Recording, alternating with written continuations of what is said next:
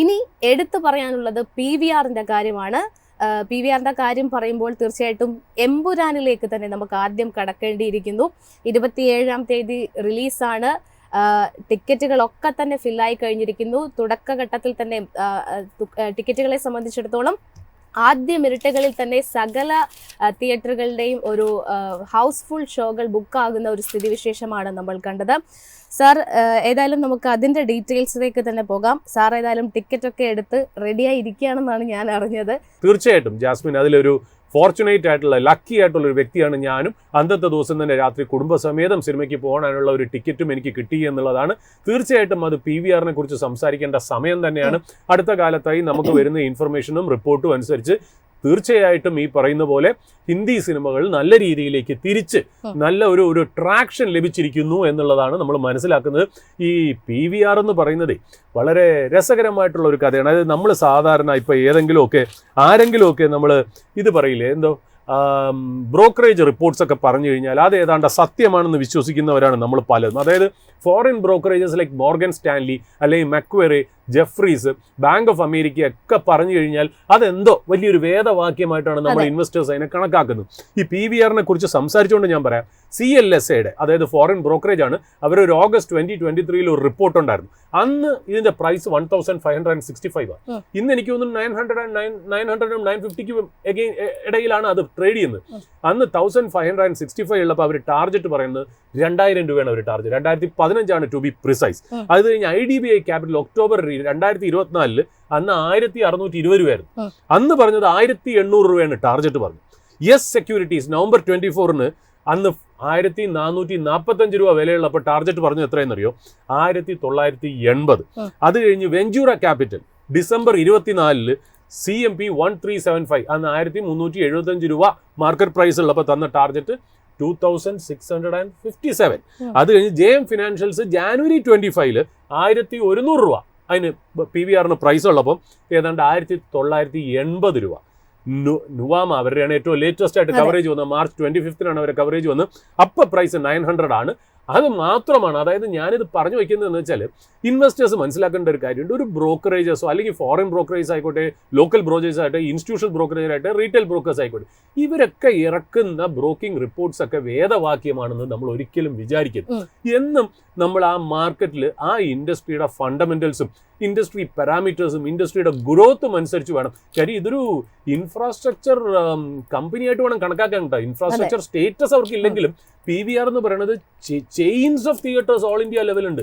ഒരുമാതിരി മോണോപോളിസ്റ്റിക് ആയിട്ടുള്ള ബിസിനസ്സാണ്. ആ ബിസിനസ്സിന് പോലും ഈ പറഞ്ഞ പോലെ ലാസ്റ്റ് 4-5 ഇയേഴ്സിൽ ട്രാക്ഷൻ കിട്ടിയിട്ടില്ല എന്നാണ് നമ്മൾ ഇവിടെ മനസ്സിലാക്കേണ്ടത്. ഇപ്പോൾ ഈ PVRന്റെ കാര്യം പറഞ്ഞാൽ, ഇപ്പോൾ ലൂസിഫറിന്റെ കാര്യം പറഞ്ഞപ്പോഴാണ് ഞാൻ പെട്ടെന്ന് ഓർത്തത്. അതായത് റെക്കോർഡ് പ്രീ ടിക്കറ്റ് സെയിൽസ് എന്നാണ് പറയുന്നത്. റെക്കോർഡ് പ്രീ ടിക്കറ്റ് സെയിൽസ് ആണ് അത് ബീറ്റ് ചെയ്ത്. ഏതാണ്ട് എനിക്കൊന്ന് 93,500 ടിക്കറ്റ്സ് അവർ വിറ്റു എന്ന് തോന്നുന്നു. 93,500 ടിക്കറ്റ്സ് പറഞ്ഞാൽ പിന്നെ ലിയോ എന്ന് പറയുന്ന സിനിമയെ ബീറ്റ് ചെയ്തു എന്നാണ് പറഞ്ഞത്. 82,000 ടിക്കറ്റ്സ് ആണ്, യൂണിറ്റ്സ് ആണ് നമ്മുടെ ലിയോ വിറ്റത്. ഏതാണ്ട് 80,000 പുഷ്പ 2 വിറ്റത്. ഇവർ രണ്ടുപേരെയും ബീറ്റ് ചെയ്ത് ലൂസിഫർ റെക്കോർഡിലേക്ക് എത്തി എന്നുള്ളതാണ് വളരെ ആശ്വാസകരമായിട്ടും അഭിമാനകരമായിട്ടുള്ള ഒരു കാര്യം എന്ന് പറയുന്നത്. അത് മാത്രമല്ല, സമീപകാലത്തെ ഒരു ചരിത്രം പരിശോധിക്കുകയാണെന്നുണ്ടെങ്കിൽ വേറെ ഒരു ചിത്രത്തിനും ലഭിച്ചിട്ടില്ലാത്ത ഒരു പ്രീ റിലീസ് ഹൈപ്പാണ് എമ്പുരാന് കിട്ടിയിരിക്കുന്നത് എന്നുള്ളതാണ്. അത് മാത്രമല്ല സാർ, ഈ മൾട്ടിപ്ലെക്സ് തിയേറ്റേഴ്സ് നമ്മൾ പരിശോധിക്കുകയാണെന്നുണ്ടെങ്കിൽ ടിക്കറ്റിനൊക്കെ പൊള്ളുന്ന വിലയാണ്. പക്ഷേ ഈ വില കൊടുത്തും എടുക്കാൻ അല്ലെങ്കിൽ ആ ടിക്കറ്റ് കിട്ടാത്ത അത്രയും ബുദ്ധിമുട്ടിൽ പോലും ആളുകൾ ഇത് അഫോർഡ് ചെയ്യാൻ തയ്യാറാണ് എന്നുള്ളതാണ് മറ്റൊരു വസ്തുത. ആ ചലച്ചിത്രത്തിന്റെ പിന്നണിയിൽ പ്രവർത്തിച്ച ഡയറക്ടറും അതിൻ്റെ ആക്ടേഴ്സും ഒക്കെ പറഞ്ഞത് മലയാളത്തിൻ്റെ ഒരു അറ്റംപ്റ്റ് ആണ്. അതായത് ഒരു നാഷണൽ പാൻ ലെവലിലേക്ക് ഒരു സിനിമ എടുക്കുക എന്നുള്ളത്. ഇത് ഹിറ്റായി കഴിഞ്ഞ് കഴിഞ്ഞാൽ തീർച്ചയായിട്ടും മലയാളത്തിൽ ഇതേപോലത്തെ വലിയ വലിയ സിനിമകൾ വരും. അതായത് നാഷണൽ ലെവലിലും ഗ്ലോബൽ ലെവലിലേക്കും കടപിടിക്കാവുന്ന ടെക്നീഷ്യൻസ് ഉള്ള ഒരു ഇൻഡസ്ട്രിയാണ് മലയാളം എന്ന് പറയുന്നത്. അതിൽ നിന്ന് വലിയ വലിയ സിനിമയിലേക്ക് വരാം, വലിയ വലിയ ഡിസ്ട്രിബ്യൂട്ടേഴ്സ് അതിന് വരാം, ചിലപ്പോൾ മൾട്ടിനാഷണൽ കമ്പനീസ് വരെ ഡിസ്ട്രിബ്യൂട്ട് ചെയ്തേക്കാം എന്നുള്ളത് പറയുന്നത്. ഈ PVRന്റെ കഥ പറയുകയാണെങ്കിൽ അത് ഏതാണ്ട് നമ്മൾ ഈ ഡൽഹി വസന്ത് വിഹാറിൽ പ്രിയ സിനിമാസ് എന്നൊരു കമ്പനി എന്നാണ് തുടങ്ങുന്നത്. ഇപ്പോഴത്തെ പ്രൊമോട്ടർ അജയ് ബിജ്ലിയുടെ അച്ഛനാണ് ഈ പ്രിയ മൂവീസിനെ മേടിക്കുന്നത്. അവർക്ക് ട്രക്കിംഗ് ബിസിനസ്സാണ്, ഫാമിലിപരമായിട്ട്. പഞ്ചാബി ഫാമിലിയാണെന്നാണ് എനിക്ക് തോന്നുന്നത്. ഏതാണ്ട് 1978 അവരിത് കമ്പനി മേടിക്കുന്നത്. എന്നിട്ട് എനിക്ക് തോന്നുന്നു അവരൊരു 1995 വില്ലേജ് റോഡ് ഷോ എന്ന് പറയുന്ന ഒരു ഓസ്ട്രേലിയൻ തിയേറ്റർ ഗ്രൂപ്പായിട്ട് ഇവർ ടൈപ്പ് ചെയ്യണം. അപ്പോൾ പ്രിയ തിയേറ്ററും ഡൽഹിയിലുള്ള വില്ലേജ് റോഡ് ഷോയുടെ VR കൂടെ ചേർന്നാണ് PVR എന്ന പേര്. അപ്പൊ പ്രിയ വില്ലേജ് റോഡ് ഷോ എന്നാണ് ഈ കമ്പനിയുടെ മുഴുവൻ പേരായിട്ട് വരുന്നത്. 2003 വില്ലേജ് റോഡ് ഷോ ഇതിൽ നിന്ന് പിൻവലിക്കുകയാണ്. പകരം എനിക്ക് തോന്നുന്നു അന്ന് ആ ഒരു സീഡ് ക്യാപിറ്റൽ കൊടുത്തത് ICICI 40 കോടിക്ക് ICICI എങ്ങാണ്ട് ഒരു സീഡ് ക്യാപിറ്റൽ കൊടുത്തിട്ടാണ് അവിടുന്ന് ഇത് ഡെവലപ്പ് ചെയ്ത് ഈ കമ്പനി വരുന്നത്. ഏതാണ്ട് 2006 അവർ NSE ലിസ്റ്റിംഗിലേക്ക് പോവുകയും ചെയ്തു. പിന്നെ അത് കഴിഞ്ഞൊരു ഫ്ലറി ഓഫ് ടേക്ക് ഓവർ ആയിരുന്നു. അവർ ഒറ്റയ്ക്ക് നിൽക്കുകയായിരുന്നില്ല. അതായത് ഇന്ത്യയിലെ ലാർജസ്റ്റ് മൾട്ടിപ്ലക്സ് ചെയിൻ ആവാൻ വേണ്ടിയിട്ട് അവർ സിനിമാക്സിനെ മേടിച്ചു, DT സിനിമാസിനെ മേടിച്ചു, SPI സിനിമാസിനെ മേടിച്ചു, ഐനോക്സിനെ മേടിച്ചു, ലക്സെ സിനിമാസിന് വരെ മേടിച്ചു. ഇപ്പം എനിക്ക് തോന്നുന്നു നമ്മുടെ ഇവിടെ തന്നെ എറണാകുളത്ത് ഒരുപാട്, നമ്മൾ ഈ സംസാരിക്കുമ്പോൾ കേരളത്തിലും എറണാകുളത്തുമായിട്ട് അവരുടെ തന്നെ നല്ലൊരു നമ്പർ ഓഫ് മൂവി ഹാൾസ് അവർക്ക് ഉണ്ട് എന്നുള്ളതാണ്. ഈ PVR സ്റ്റോക്ക് ഹൈ പോയത് 2114 രൂപ വരെ പോയിട്ട് ഇപ്പാണ് 950 അത് ട്രേഡ് ചെയ്യുന്നത്. August 22 അത് ഹൈ അടിച്ചത് എന്നുള്ളതാണ് നമ്മൾ ശ്രദ്ധിക്കേണ്ടത്. അതായത് കോവിഡ് കഴിഞ്ഞ് 2 കൊല്ലം കഴിഞ്ഞപ്പോൾ. അത് കഴിഞ്ഞിട്ട് ഇപ്പൊ ഏതാണ്ട് ഈ കമ്പനിക്ക് ഡെറ്റ് തന്നെ എന്താണ്ട് 1300 കോടിയാണ്. പിന്നെ ഈ പറയുന്ന പോലെ ജാസ്മിൻ പറഞ്ഞൊരു പോയിന്റ് ഉണ്ടല്ലോ, അതായത് സിനിമ പൊള്ളുന്ന വിലയാണ് ഇതിന്റെ ടിക്കറ്റ് എന്ന് പറഞ്ഞത്. ഏതാണ്ട് 50 തൊട്ട് 52% വരെയാണ് ഇവർക്ക് ബോക്സ് ഓഫീസിൽ നിന്നുള്ള കളക്ഷൻ ഉണ്ട്. ബോക്സ് ഓഫീസ് എന്ന് പറഞ്ഞാൽ ടിക്കറ്റ് സെയിൽസും പിന്നെ ഇവർക്ക് ഡിസ്ട്രിബ്യൂഷൻ ബിസിനസ്സും കൂടെ ഉണ്ട് കേട്ടോ. അതുകൂടെ ചേർത്ത് 52% ആണ് അവർക്ക് വരുന്നത്. കൂടുതലും അവർക്ക് എന്താ നല്ല രീതിയിൽ ഒരു റിട്ടേൺ കിട്ടുന്നത് F&B എന്നാണ്. അതായത് ഫുഡും അതായത് ബെവറേജസും, അതായത് പോപ്കോണും മറ്റുള്ള പിസ്സാസും ബർഗേഴ്സും കോളാസ് ഒക്കെ വിൽക്കുന്നതിലൊക്കെയാണ് അവർക്ക് കൂടുതൽ പൈസ കിട്ടുന്നത്. അത് ഏതാണ്ട് 25% ഒക്കെയാണ് അവർക്ക് വരിക. പിന്നെ ആഡ്സ് ഒരു 7.5% ഒരു റവന്യൂ. അത് കഴിഞ്ഞ് ഈ കൺവീനിയൻസ് ഫീ ഏതാണ്ട് 3.5%. പിന്നെ എല്ലാം കൂടെ അതേഴ്സ് എല്ലാം കൂടെ ചേർന്ന് 4 to 8% ആണ് ഇവർക്ക് വരുന്നത്. ഇപ്പോൾ ഈ മാനേജ്മെന്റ് ഈ PVRനെ നമ്മളെ കുറിച്ച് എടുത്ത് പറയാനെന്നറിയോ, ഈ അടുത്ത കാലത്ത് മൂവീസിന് ഒരു ട്രാക്ഷൻ വന്നു. ഹിന്ദി സിനിമയിൽ ലൂസിഫർ ഒരു വലിയൊരു ഇമ്പാക്ട് ഉണ്ടാക്കി. ലൂസിഫർ അല്ല, എമ്പുരാൻ വലിയൊരു ഇമ്പാക്ട് ഉണ്ടാക്കി. ഇതൊക്കെ വന്ന് മുന്നോട്ട് പോകുമ്പോഴത്തേക്കും ഈ PVR എന്ന് പറയുന്ന സ്റ്റോക്കിനെ കുറിച്ച് നമ്മൾ കൂടുതലായിട്ട് പഠിക്കേണ്ടിയിരിക്കുന്നു. കാര്യം ഇത്രയും നാൾ അതൊരു ഡൗൺ ട്രെൻഡിലായിരുന്നു. ഇതിന്റെ ട്രെൻഡ് ചേഞ്ച് ചെയ്യുമെന്നാണ് എനിക്ക് തോന്നുന്നു. നമുക്ക് നമ്മുടെ ടെക്നിക്കൽ അനാലിസ്റ്റ് ആനന്ദ് എന്ന് ജോയിൻ ചെയ്യുന്നുണ്ടെന്ന് പറഞ്ഞാൽ ആനന്ദിന്റെ അടുത്ത് ഇതിനത് ചോദിക്കാന്നുള്ളതാണ്. പക്ഷെ ഒരു കാര്യം കൂടെ ഞാൻ പറഞ്ഞ് അവസാനിക്കുക, 2-3 പോയിന്റും കൂടെ. അതായത് അവരുടെ സ്ട്രാറ്റജി അവർ മാറ്റി എന്നുള്ളത്. അതായത് അവർ കൂടുതൽ അസറ്റ് ലൈറ്റ് സ്ട്രാറ്റജിയിലേക്ക് പോയി.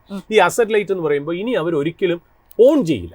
അതായത് ഇനി തിയേറ്റർ ഒന്നും അവർ ഓൺ ചെയ്യാൻ പോകുന്നില്ല. അവരതിന് എന്താ പറയാ റിനോവേഷൻസ് ഒന്നും ചെയ്യില്ല. അവർ പറയുന്നത് വെച്ചാൽ മോള് ഡെവലപ്പ് ചെയ്യുന്നവർ തന്നെ ഈ തിയേറ്ററൊക്കെ ഡെവലപ്പ് ചെയ്യട്ടെ, ഇവരത് മാനേജ് ചെയ്ത് മുന്നോട്ട് പോകും. അപ്പൊ ഇവരുടെ ബാലൻസ് ഷീറ്റിൽ ഇനി അത്ര ക്യാപിറ്റൽ ഹെവി ആവില്ല. അവരൊരു അസറ്റ് ലൈറ്റ് ആയിട്ട് പോകാനാണ് ഇനി മുതൽ അവർ ശ്രമിക്കുന്നത്. പിന്നെ രണ്ടാമത് അവർ ഉദ്ദേശിക്കുന്നത് ഈ F&Bയുടെ റവന്യൂ ഒന്ന് ഭയങ്കരമായിട്ട് കൂട്ടുക. അതായത് ഫുഡിൽ നിന്ന്, അതായത് QSR റെസ്റ്റോറൻറ്റിൽ ക്വിക്ക് സർവീസ് റെസ്റ്റോറൻറ്റ്സ് ഒക്കെ അവർ തിയേറ്ററിലേക്ക് കൊണ്ടുവരാൻ അവർ നോക്കുന്നത്. ദേവയാനി ഇന്റർനാഷണൽ ആയിട്ട് അവർ ടൈപ്പ് ചെയ്യുന്നത്. ദേവയാനി എന്ന് പറയുമ്പോൾ നമ്മുടെ കോസ്റ്റാ കോഫി, KFC, പിസ്സ ഹട്ടിന്റെ ഒക്കെ ഇന്ത്യൻ ഫ്രാഞ്ചൈസി അവരൊക്കെ ആയിട്ട് ടൈപ്പിന് വേണ്ടി അവർ ശ്രമിക്കുന്നു എന്നുള്ള. പിന്നെ എക്സിസ്റ്റിംഗ് മോൾസ് ആയിട്ട് തന്നെ റെന്റൽസ് അവർ റീനെഗോഷിയേറ്റ് ചെയ്യുന്നു. അതായത് വളരെ ഹൈ റെന്റൽസ് ആയിരുന്നു, ഇനി അതൊക്കെ കുറയ്ക്കണം എന്നുള്ള സ്ട്രാറ്റജിയിലേക്ക് PVR മാറുന്നുണ്ട്. അതുകൂടാതെ ലൈവ് ഈവൻസ് എന്ന് പറയുമ്പോൾ കൺസേർട്സ്, ബർത്ത്ഡേ പാർട്ടീസിനൊക്കെ കൂടുതൽ ഇമ്പോർട്ടൻസ് കൊടുക്കാൻ. അതായത് നമുക്ക് ഫാമിലി ആയിട്ട് വേണമെങ്കിൽ ഒരു തിയേറ്റർ ബുക്ക് ചെയ്യാം, ഒരു ഷോ കംപ്ലീറ്റ് ബുക്ക് ചെയ്യാം. അതിനുവേണ്ടി അവർ ഇമ്പോർട്ടൻറ്റ്. പിന്നെ പ്രൈവറ്റ് ഗെറ്റ് ടുഗെദേഴ്സ്, അതാണ് ഞാൻ ഉദ്ദേശിച്ചത്. പിന്നെ ഈ സ്പോർട്ടിംഗ് ഇവന്റ്സ് ഉണ്ടല്ലോ, അതായത് ഇംഗ്ലീഷ് പ്രീമിയർ ലീഗ്, IPL എന്നിങ്ങനെയൊക്കെ ഡെയിലി ഷോ കൊണ്ടുവരിക.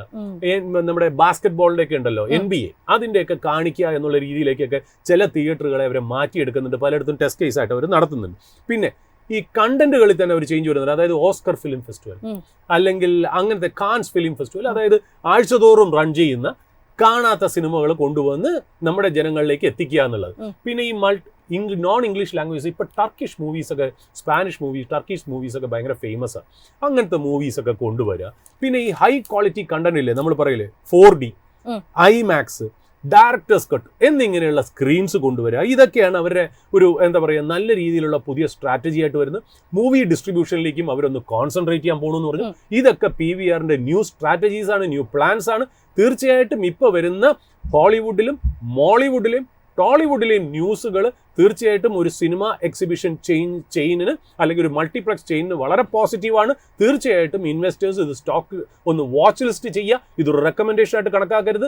ഞങ്ങൾ ജസ്റ്റ് ഞങ്ങളുടെ മുന്നിൽ വരുന്ന ഇൻഫർമേഷൻ നിങ്ങൾക്ക് ഒരു ആക്ഷണബിൾ ഐഡിയ ആയിട്ട് കൺവേർട്ട് ചെയ്യാൻ വേണ്ടി ഞങ്ങൾ ഇത് പറഞ്ഞു എന്നേ ഉള്ളൂ. ആ PVRനെ കുറിച്ചുള്ള ടെക്നിക്കൽ അറിയാൻ വേണ്ടി നമുക്കൊന്ന് ആനന്ദിന്റെ അടുത്ത് പോവാം. അതെ സർ, അതിനു മുൻപ് ആനന്ദിലേക്ക് വരാം. പക്ഷേ ഈ PVRനെ സംബന്ധിച്ചിടത്തോളം ലാസ്റ്റ് 2 വർഷം നമ്മൾ പരിശോധിക്കുകയാണെന്നുണ്ടെങ്കിൽ കാര്യമായിട്ടുള്ള മുന്നേറ്റം ഒന്നും നമുക്ക് കാണാൻ സാധിച്ചിട്ടുണ്ടായിരുന്നില്ല. പ്രത്യേകിച്ച് വിക്കി കൗശലിന്റെ ഈ ഒരു ചാവ എന്ന് പറയുന്ന സിനിമ വന്നതിന് ശേഷം വലിയ ഒരു രീതിയിലുള്ള ഹൈപ്പ് PVRനെ സംബന്ധിച്ചിടത്തോളം പ്രോഫിറ്റബിലിറ്റിയിലാണെങ്കിലും ഉണ്ടായിട്ടുണ്ട് എന്ന് തന്നെയാണ് ബ്രോക്കറേജുകൾ അടക്കം വിലയിരുത്തുന്നത്. അത് മാത്രമല്ല, ഇനി ഈദ് റിലീസായിട്ട് വരാനിരിക്കുന്നത് സൽമാൻ ഖാന്റെ പുതിയ ചിത്രമാണ്. സൽമാൻ ഖാന്റെ സിക്കന്ദറിനായിട്ടാണ് ഇനി PVR ഏറ്റവും അധികം എമ്പുരാൻ പോലെ തന്നെ വെയിറ്റ് ചെയ്തിരിക്കുന്ന ഒരു സിനിമയാണ് അത്.